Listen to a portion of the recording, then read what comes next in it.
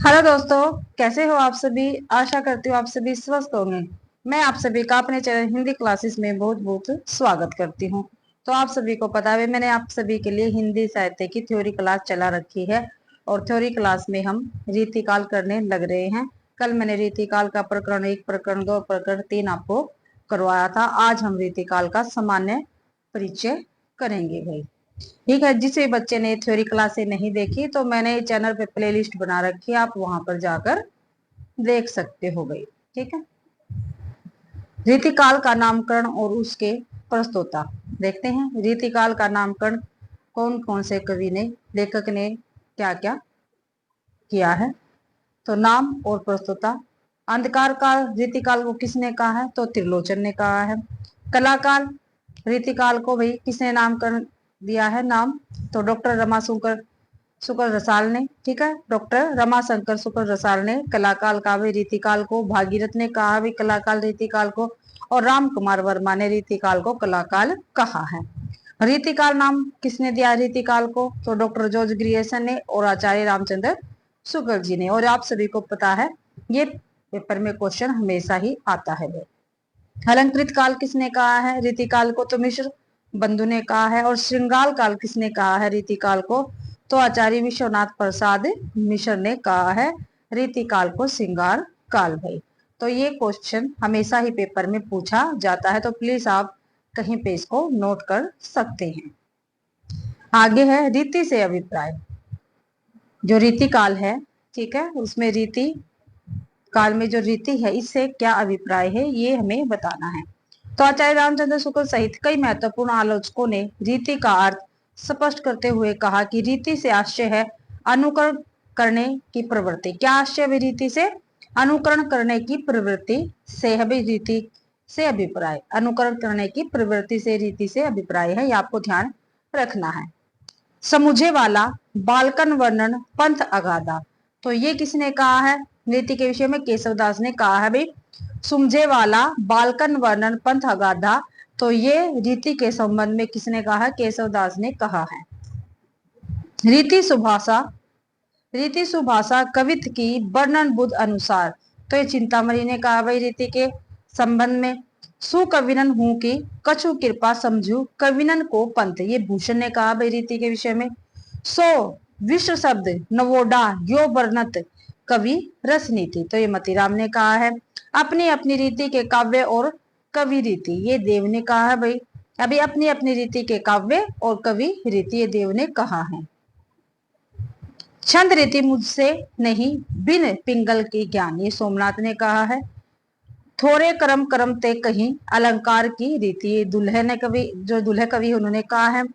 ताही कोरती कहत रस ग्रंथन की रीति, ये पद्माकर ने कहा भाई। कवित रीति कछु कहत है व्यंग अर्चित लाए।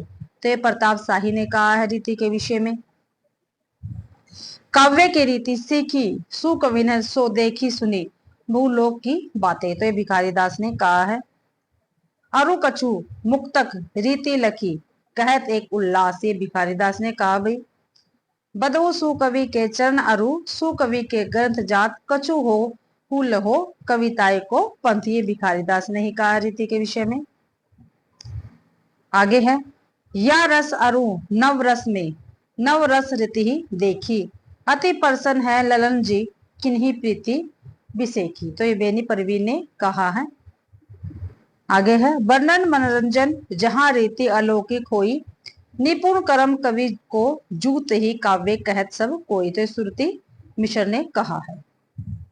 आगे है रीति काल के प्रवर्तक एवं उनके प्रस्तोता। भाई किस आचार्य ने या कवि ने किसको रीतिकाल का प्रवर्तक माना है, किस आचार्य या कवि को रीतिकाल का प्रवर्तक माना है भाई। तो देखते हैं, प्रस्तावक है, प्रवर्तक है और उसका रचना काल है। तो डॉक्टर नगेंद्र ने भाई केशवदास को रीतिकाल का प्रवर्तक माना है, जिसका रचना काल है 1555 से लेकर 1617 ईस्वी तक।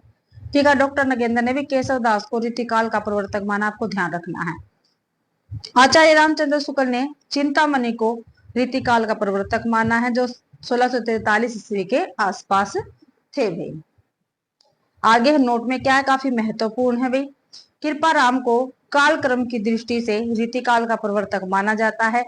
केशवदास को रचनाकार व्यक्ति तत्व की समृद्धि की दृष्टि से माना जाता है रीतिकाल का प्रवर्तक, तथा चिंतामणि को रीति की अखंड परंपरा चलाने की दृष्टि से रीतिकाल का प्रवर्तक माना जाता है। तो ये काफी महत्वपूर्ण बात है, आपको ध्यान रखना है। जो कृपा राम है इनको भी कालक्रम की दृष्टि से रीतिकाल का प्रवर्तक माना गया है। ठीक है, रचनाकार व्यक्तित्व की समृद्धि की दृष्टि से केशवदास को भी रीतिकाल का प्रवर्तक माना गया है, और रीति की अखंड परंपरा चलाने की दृष्टि से चिंतामणि को रीतिकाल का प्रवर्तक माना गया है। आगे देखते हैं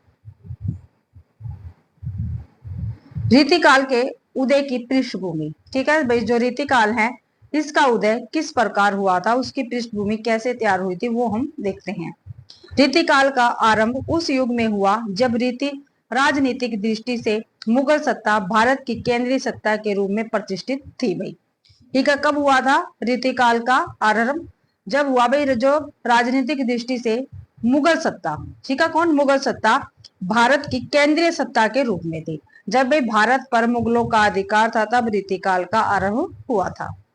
सामाजिक रूप से यह काल भी सामंतवादी स्थितियों का ही काल है। ठीक है, सामाजिक रूप से जो रीतिकाल है ये सामंतवादी स्थितियों का ही काल रहा है। इस युग में फारसी काव्य परंपरा का भी हिंदी पर प्रभाव पड़ने लगा था। जो रीतिकाल है भाई इस काल में क्या था, जो फारसी काव्य परंपरा थी उसका भी प्रभाव क्या है, हिंदी पर पड़ने लगा था। फारसी काव्य परंपरा की प्रमुख विशेषता यह है कि इसमें कविताएं प्राय प्रेम के विरह पक्ष पर केंद्रित होती है। तो क्या है भाई फारसी काव्य परंपरा की प्रमुख विशेषता? भाई इसमें जो प्रेम के विरह पक्ष पर इनकी कविताएं क्या थी, केंद्रित होती थी भाई। आगे, रीतिकाल के उत्तरार्ध का समय केंद्रीय मुगल सत्ता के टूटने का समय था।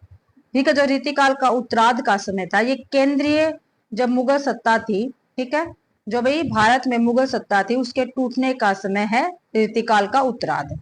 इस समय मुक्ति की भावना दो रूपों में हिंदी कविता में पैदा हुई। ठीक है, किसकी भी मुक्ति की भावना दो रूपों में हिंदी कविता में पैदा हुई, एक तो रीति मुक्त और दूसरा रीति इतर में। ठीक है, ये उत्तरार्ध में क्या थी, कविता में पैदा हुई दो भावनाएं थी, रीति मुक्त और रीति इतर। आगे है, रीति काल में दरबारों के बाहर भी कविताएं रची जाती रही है। रीति काल की गैर दरबारी कविताएं में प्राय दो परंपराएं नीति काव्य तथा भक्ति काव्य आती हैं। ठीक है, जो दरबारों के बाहर कविताएं रची जाती है उनकी परंपरा में दो कविताएं आती है जिसको गैर दरबारी कविताएं कहते हैं। उसमें कौन कौन से? नीति काव्य रचे गए भाई गैर दरबारी कविता में और भक्ति काव्य। आगे, इसके अतिरिक्त इस काल में पहली बार स्वतंत्र रूप से नीति काव्य की परंपरा का विकास हुआ था। किसमें भाई? नीति काल में पहली बार स्वतंत्र रूप से नीति काव्य का क्या था, विकास हुआ था। इसमें लोक भाषा में लोक जीवन के उदाहरणों के आधार पर नीति काव्य कहे गए हैं। अब है भाई रीति काल की काव्य विशेषताएं, काफी महत्वपूर्ण है, पेपर में पूछी जाती है, तो देख लेते हैं कौन कौन सी है। काव्य तत्व और आचार्य तत्व का मिश्रण। ठीक है, रीति काल में क्या था, काव्य तत्व और आचार्य तत्व का क्या था भाई, मिश्रण था। अंतर वस्तु के रूप में श्रृंगार का चयन था, अंतर वस्तु के रूप में श्रृंगार का चयन हुआ। अलंकारिकता के प्रति अत्यधिक सजगता थी। ठीक है, जो अलंकारिकता है इसके प्रति क्या थी, अत्यधिक सजगता थी भाई। सभी कवि क्या थे, अपनी कविताओं में अलंकार लेकर आते थे। चित्रात्मकता और नाद सौंदर्य था रीतिकाल में। प्रकृति चित्रण भी हुआ है भाई रीतिकाल में। प्रेमानुभूति की मासलता भी थी रीतिकाल की विशेषता में। श्रृंगार और भक्ति का गठजोड़ भी था भी रीतिकाल की विशेषता में। वीरता और राज प्रस्तुति तथा नीति थे। काव्य संगठन, ठीक है, ये क्या थी, रीतिकाल की विशेषता है। अब हम इनको विस्तार से करेंगे, देखते हैं। काव्य तत्व और आचार्य तत्व का मिश्रण। शास्त्र और रचना में समांतर पार्थक्य रहा है।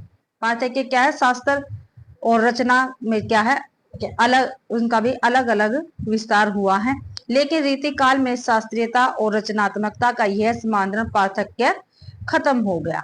ठीक है। और रीतिकाल में क्या था, जो पार्थक्य था ये खत्म हो गया था शास्त्रीयता और रचनात्मकता का। ठीक है, यानी समान रूप से क्या थे, इनमें रचनाएं होने लग गई थी। केशवदास, चिंतामणि, भिखारीदास और पद्माकर जैसे रचनाकारों की मूल चिंता संस्कृत काव्य शास्त्र के नियमों के आधार पर रचना करना और उस शास्त्र को लोक भाषा में रूपांतरित करना था। इसलिए इन कवियों को आचार्य कवि भी कहा जाता है। ठीक है, क्या भी, जिन कवियों ने, ठीक है, संस्कृत काव्य शास्त्रों के नियमों के आधार पर रचना की और उस शास्त्र को लोक भाषा में रूपांतरित किया, उनको क्या था, आचार्य कवि कहा जाता था। और इनमें कौन कौन से कवि आते हैं, केशवदास, चिंतामणि, भिखारीदास और पद्माकर आदि कवि आते हैं वे आचार्य कवियों के रूप में हमारे सामने रीतिकाल में। आगे है विशेषता रीतिकाल की, अंतर्वस्तु के रूप में श्रृंगार का चयन। श्रृंगारिकता रीतिकाल की प्रमुख विशेषता है। श्रृंगारिकता की यह चेतना रीतिकाल में सामान्य परिवेश और शास्त्र द्वारा समर्थित है। रीतिकाल की श्रृंगारिकता में काम शास्त्र, नायिका भेद और ग्राहक स्थितिक संबंधों की दिनचर्या का फैलाव था। ठीक है, क्या था भाई श्रृंगारिकता में, काम शास्त्र था, नायिका भेद थे और ग्राहक स्थिति संबंधों की दिनचर्या का फैलाव था भी। आगे है अलंकारिकता के प्रति अत्यधिक सजगता। रीतिकाल में कविता की अंतर्वस्तु की तुलना में उसका रूप महत्वपूर्ण हो गया। रूप का सीधा संबंध अलंकृत से है, इसलिए कवियों ने अलंकार को कविता के शोभाकारक धर्म के रूप में नहीं बल्कि उसमें चमत्कार और चकाचौंध उत्पन्न करने के लिए अपनाया था। ठीक है, जो कवि थे इन्होंने भाई जो अलंकार होता है उसको कविता के शोभा कारक धर्म के रूप में नहीं अपनाया भाई, शोभा देने के रूप में नहीं अपनाया। क्यों अपनाया भाई, कविता में चमत्कार हो और चकाचौंध उत्पन्न करने के लिए अलंकारों को अपनाया था भाई इस युग में कवियों ने। आगे है चित्रात्मकता और नाद सौंदर्य। रीतिकाल की चित्रात्मकता को प्राय सभी आलोचकों ने स्वीकार किया है। चित्रात्मकता रीति काव्य की अति महत्वपूर्ण विशेषता है। प्रकृति चित्रण, रीति कवियों का प्रकृति चित्रण सामान्यतः उद्दीपन विभाव के रूप में हुआ है। किसमें हुए, उद्दीपन विभाव के रूप में हुआ है। बादल, चांदनी, मल्ल, समीर, नदी और वसंत जैसे प्राकृतिक उपादानों को रीति कवियों ने अपना विषय बनाया है।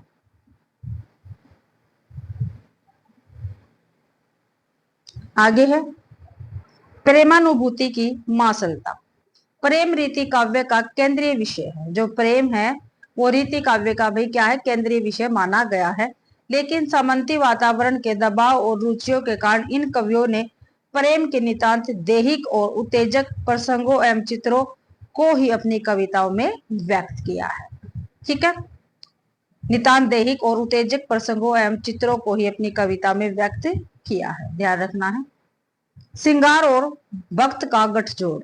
ठीक है, श्रृंगार और भक्त का गठजोड़। श्रृंगार रीति काव्य का मुख्य उपजीव है, लेकिन उसके साथ साथ इस काल के कवियों ने राधा कृष्ण के बहाने अपनी भक्ति भावना को भी स्थान दिया। रीति काव्य भक्ति भावना को गंभीर, प्रगाढ़ और आंतरिक रूप से अपनाने में समर्थ नहीं हो सका है। वीरता और राज प्रसिद्धि तथा नीति। श्रृंगार चित्रण के अलावा रीति काव्य के कुछ कवियों ने अपने आश्रयदाताओं की वीरता का भी प्रभावपूर्ण अंकन किया है। भूषण इस वीर गाथात्मक परंपरा के मूल धन्य कवि है भाई। ठीक है, वीर गाथात्मक परंपरा के मूल धन्य कवि कौन है, भूषण है, जिन्होंने वीर काव्य लिखा है। काव्य संगठन, रीति काल की कविता आधुनिक आलोचना की शब्दावली में शुद्ध कलात्मक कविता है, इसलिए इस कविता में कलात्मक कसाव और अभिव्यक्ति की लाघवता का अपूर्व मेल है। आगे है अन्य विशेषताएं। रीतिकाल की सर्वाधिक व्यापक प्रवृत्ति नायिका भेद और श्रृंगार रस का विवेचन है। ठीक है, जो रीतिकाल है इसकी सर्वाधिक व्यापक प्रवृत्ति क्या है, नायिका भेद और श्रृंगार रस का विवेचन है। ये सर्वाधिक व्यापक प्रवृत्ति है भाई रीतिकाल की, नायिका भेद और श्रृंगार रस का विवेचन। रीतिकाल की भाषा में ब्रज भाषा के अतिरिक्त अरबी, फारसी और देशी शब्दों का भी भरपूर इस्तेमाल हुआ है। काव्य शैली के रूप में इन कवियों ने मुक्तक को ही अपनाया है। दोहा, सवैया और कवित इस काल के प्रधान छंद हैं। ठीक है। रीतिकाल के प्रधान छंद कौन कौन से बताए गए हैं? दोहा, सवैया और कवित्त तथा गौड़ रूप में रोला, सोरठा, बेरवे और छप्पे आदि छंदों का भी प्रयोग हुआ है। प्रधान छंद तो कौन कौन से? दोहा, सवैया और कवित्त है। और गौण कौन से हैं? रोला, सोरठा, बेरवे और छप्पे। ये आपको ध्यान रखना है। सवैया रीतिकाल का मधुरतम छंद है। जो सवैया है वो रीतिकाल का मधुरतम छंद है भाई। देव, मतीराम, पद्माकर इत्यादि कवियों ने सवैयों में वर्णात्मक और नीति तत्व दोनों का सुंदर समावेश किया है। आगे है रीतिकाल में आचार्य तत्व। ठीक है, आचार्य तत्व रीति काल में काफी महत्वपूर्ण है भाई, ये भी आप सभी के लिए। भारतीय काव्य शास्त्र में 3 प्रकार के आचार्य हुए हैं और ये काफी बार पेपर में पूछा गया है। ठीक है, उद्भावक आचार्य, व्याख्याता आचार्य और कवि शिक्षक आचार्य, ये 3 प्रकार के भारतीय काव्य शास्त्र में आचार्य हुए हैं। ठीक है, उद्भावक आचार्य, व्याख्याता आचार्य और कवि शिक्षक आचार्य। पेपर में ठीक है, ये क्वेश्चन काफी बार पूछा गया है। क्वेश्चन ऐसे पूछा जाता है, भारतीय काव्य शास्त्र में जो 3 प्रकार के आचार्य हुए हैं, इनमें से एक आचार्य कौन सा नहीं है? 4 ऑप्शन दे देंगे, उनमें से 3 तो ठीक हो गए और एक क्या है? गलत होगा। तो आपको ध्यान रखना है, उद्भावक आचार्य, व्याख्याता है और कवि शिक्षक आचार्य। पहली श्रेणी में ऐसे उद्भावक आचार्यों का स्थान है जिन्होंने काव्य शास्त्र के किसी मौलिक सिद्धांत का आविष्कार या काव्य संप्रदाय का परिवर्तन किया है। ठीक है, मौलिक सिद्धांत का आविष्कार या काव्य संप्रदाय का परिवर्तन किया है उद्भावक आचार्यों ने। दूसरी श्रेणी में वे आचार्य आते हैं जिन्होंने काव्य के अंगों की मौलिक व्याख्याता की है। ठीक है, काव्य के अंगों की मौलिक व्याख्या की है, वो क्या है? व्याख्याता आचार्य है भाई। जिन्होंने मौलिक काव्य के अंगों की मौलिक व्याख्या की है वो क्या है? व्याख्या आचार्य। तीसरी श्रेणी कवि शिक्षकों की है। ठीक है, तीसरी श्रेणी कौन सी है? कवि और शिक्षकों की है भाई। इस मानदंड पर रीतिकाल के अधिकांश आचार्य कवि मूलतः कवि शिक्षक एवं व्याख्याता आचार्य की श्रेणी में ही आते हैं। अब प्रमुख आलोचकों की दृष्टि से रीतिकाल का मूल्यांकन। ठीक है भाई, यहाँ पे आलोचक दे रखे हैं और रीतिकाल का जो उन्होंने मूल्यांकन किया है उनके अकॉर्डिंग उनके कथन दे रखे हैं जो पेपर में पूछे जाते हैं। तो देखते हैं प्रमुख आलोचकों की दृष्टि से रीतिकाल का मूल्यांकन हम देखेंगे। यहाँ पे इस समय आर्थिक दृष्टि से समाज में स्पष्ट रूप से 2 श्रेणियां हो गई। एक तो उत्पादक वर्ग जिसमें प्रधान रूप से किसान और किसानी से संबंध रखने वाली जातियां जैसे बढ़ई, लोहार, कहार, जुलाहा इत्यादि थी, और दूसरा वर्ग भोक्ता जैसे राजा, रईस, नवाब आदि थे या भोक्ता तत्व का मददगार था। ठीक है, तो ये कथन किसका है? तो ये पंडित हजारी प्रसाद द्विवेदी का कथन रहेगा। आगे देखते हैं।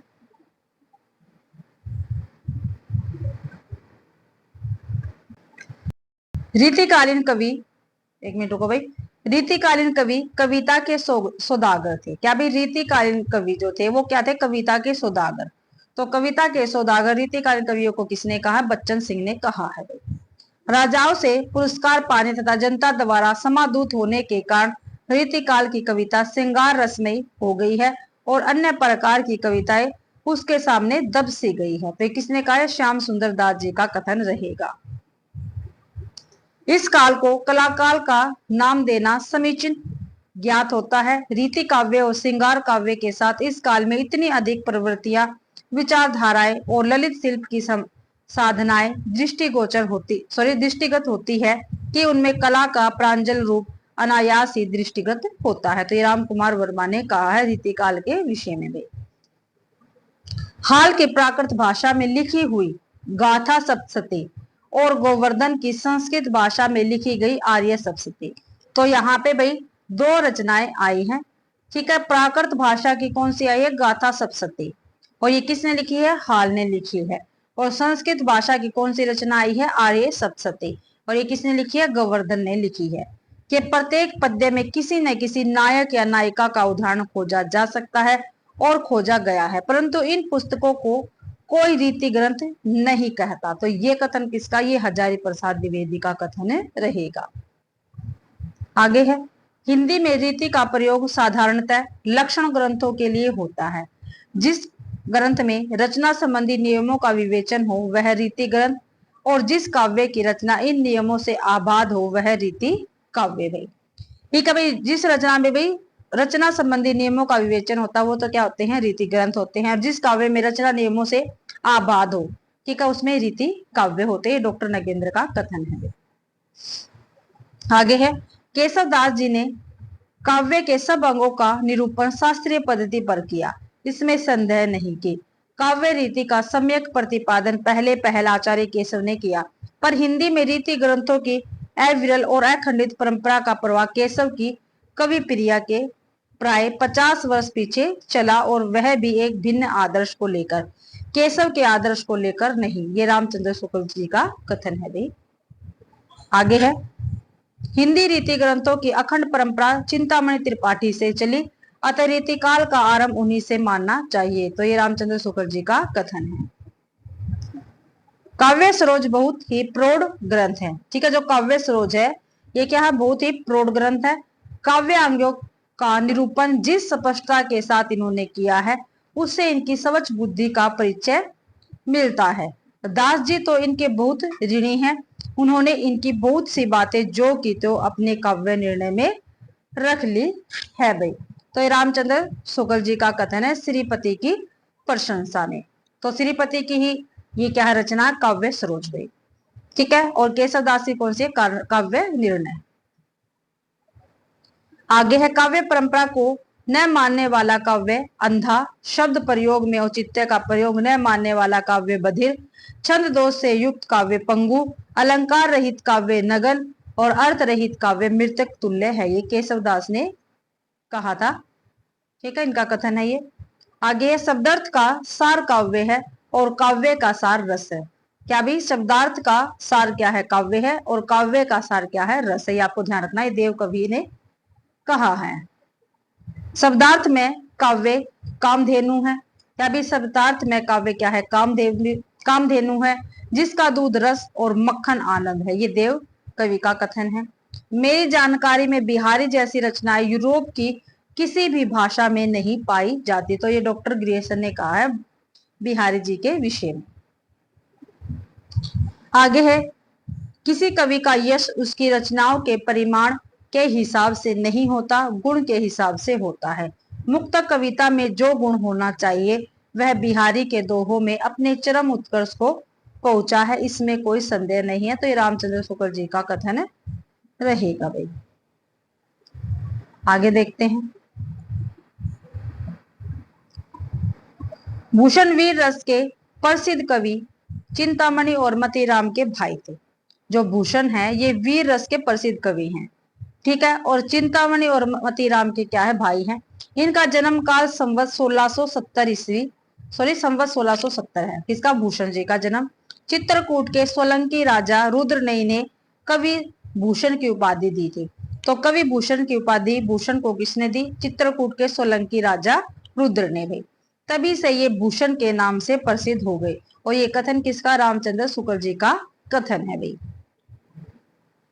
आगे है, घनानंद की भाषा सरल और स्वाभाविक है, इसमें लक्षार्थ और व्यंग्यार्थ का प्राधान्य है। ये डॉक्टर वासुदेव सिंह ने कहा है। रीति काव्य को मार्कंडे वाजपेयी ने गुंडेपन और सोहदेपन की हरकत कहा है। ठीक है, जो रीति काव्य है इसको जो मार्कंडे वाजपेयी जी है इन्होंने गुंडेपन और सोहदेपन की हरकत कहा है। ये ध्यान रखना है, रीति काव्य को मार्कंडे ने। आगे है, आचार्य शुक्ल ने रीतिकालीन कवियों पर व्याकरण संबंधी नियमों की अवहेलना करने और भाषा मिश्रण करने का आरोप लगाया है। तो किसने लगाया भाई, आचार्य रामचंद्र शुक्ल जी ने। जो रीतिकालीन कवि थे उन पर व्याकरण संबंधी नियमों का अवहेलना, ठीक है, जो व्याकरण संबंधी नियम होती है उनकी अवहेलना करने और भाषा मिश्रण करने का आरोप लगाया है। किसने, रामचंद्र शुक्ल जी ने। रीति काव्य की आलोचना पद्धति को नलिन विलोचन शर्मा भारतीय मनीषी का हास्यकालीन वर्गीकरण प्रेम कहा है। ठीक है, जो रीति काव्य की आलोचना पद्धति है इसको नलिन विलोचन शर्मा ने भारतीय मनीषा का हास्यकालीन वर्गीकरण प्रेम कहा है। ये आपको ध्यान रखना है। तो देखते हैं भाई रीतिकालीन काव्य का वर्गीकरण। तो देखते हैं रीतिकालीन काव्य का वर्गीकरण भाई 4 प्रकार से हुआ है। एक तो रीतिबद्ध काव्य, फिर रीति सिद्ध काव्य, रीति मुक्त काव्य और रीति इतर काव्य। तो ये 3 तो आपको पता है काफी महत्वपूर्ण है और इनके कवि अक्सर हमारे पास पेपर में आ जाते हैं घूम फिर के। रीतिबद्ध काव्य, रीति सिद्ध काव्य और रीति मुक्त काव्य। फिर रीति इतर काव्य, ठीक है। रीति इतर काव्य भाई फिर इसके 3 भाग हुए रीति इतर काव्य के। इसमें एक वीर काव्य है, फिर नीति काव्य है, फिर भक्ति काव्य है। जो रीति इतर काव्य लिखे गए इनमें वीर काव्य भी लिखा गया, नीति काव्य भी लिखे गए और भक्ति काव्य भी लिखे गए हैं। आगे है लक्षण ग्रंथ एवं लक्ष्य ग्रंथ। क्या भी लक्षण ग्रंथ एवं लक्ष्य ग्रंथ वे ग्रंथ जिनमें रस, छंद, अलंकार आदि काव्य अंगों के लक्षण बताए जाते हैं लक्षण ग्रंथ कहलाते हैं। तो लक्षण ग्रंथ की क्या परिभाषा दी गई है यहाँ पर? वे ग्रंथ जिनमें रस, छंद, अलंकार आदि काव्य अंगों के लक्षण बताए जाते हैं वे लक्षण ग्रंथ कहलाते हैं। लक्षण ग्रंथ का उद्देश्य काव्य की शिक्षा देना होता है। ठीक है, लक्षण ग्रंथ का उद्देश्य क्या होता है भाई? काव्य की शिक्षा देना होता है। ध्यान रखना है, लक्षण ग्रंथ का उद्देश्य क्या बताया गया है? काव्य की शिक्षा देना। लक्षण ग्रंथ वे होते हैं जो काव्य लक्षणों या काव्य सिद्धांतों के अनुसार लिखे जाते हैं। लक्षण ग्रंथ क्या बताए हैं? जो काव्य लक्षणों या काव्य सिद्धांतों के अनुसार लिखे जाते हैं। आगे है रीतिकालीन काव्य के विभाजन संबंधित विवाद। ठीक है, जो रीतिकालीन काव्य है इसमें जो इनका विभाजन हुआ है उससे संबंधित जो विवाद है वो यहाँ पर दिए गए हैं। देख लेते हैं। आचार्य विश्वनाथ प्रसाद ने लक्षण ग्रंथ लिखने वाले कवि आचार्य को रीतिबद्ध तथा लक्षण ग्रंथ लिखने वाले कवियों को रीति सिद्ध कहा है। ठीक है, जिन्होंने भाई लक्षण ग्रंथ लिखे इनको तो रीतिबद्ध कह दिया और लक्ष्य ग्रंथ लिखे हैं जिन्होंने उनको क्या कह दिया है? रीति सिद्ध कवि कहा है। ये विश्वनाथ प्रसाद मिश्र जी ने कहा है, भाई आपको ध्यान रखना है। रीतिबद्ध जिन्होंने लक्षण ग्रंथ लिखे वो रीतिबद्ध आचार्य कवि कहलाए और लक्ष्य ग्रंथ वाले को जिन्होंने लक्ष्य ग्रंथ लिखे वो रीति सिद्ध कवि कहलाए गए। आगे है डॉक्टर नगेंद्र ने लक्षण ग्रंथ लिखने वाले कवियों को रीतिकार या आचार्य कवि कहा। ठीक है, फिर डॉक्टर नगेंद्र है, इन्होंने जो लक्षण ग्रंथ लिखे हैं जिन कवियों ने उनको रीतिकार या आचार्य कवि कहा है। उनकी दृष्टि में रीतिबद्ध कवि वे हैं जिन्होंने रीति ग्रंथों की रचना न करके काव्य सिद्धांतों या लक्षणों के अनुरूप काव्य रचना की है। इस प्रकार आचार्य विश्वनाथ प्रसाद मिश्र ने जिन कवियों को रीति सिद्ध माना है डॉक्टर नगेंद्र ने उन्हें रीतिबद्ध कवि कहा है। आगे है रीति काल के अध्ययन में सामान्यतः आचार्य विश्वनाथ प्रसाद मिश्र के विभाजन का ही अनुसरण किया जाता है, ये आपको ध्यान रखना है। ठीक है, तो इसी के साथ भाई आज की अपनी क्लास कंप्लीट होती है। आज हमने रीति काल का सामान्य परिचय कर लिया, कल हम रीतिबद्ध काव्य करेंगे। ठीक है, आज रीति काल का सामान्य परिचय हम कर चुके हैं, कल हम रीतिबद्ध काव्य करेंगे भाई। ठीक है, आशा करती हूँ आप सभी को क्लास पसंद आई होगी। अगर आप सभी को क्लास पसंद आती है तो प्लीज वीडियो को ज्यादा से ज्यादा शेयर करें, लाइक करें और कमेंट करना बिल्कुल भी ना भूले भाई। और चैनल को भी सब्सक्राइब जरूर से जरूर करें। और आपको क्लास का पीडीएफ मेरे टेलीग्राम चैनल पर मिल जाएगा तो उसको भी ज्वाइन जरूर से जरूर करें। आप सभी का मेरी क्लास देखने के लिए बहुत बहुत धन्यवाद।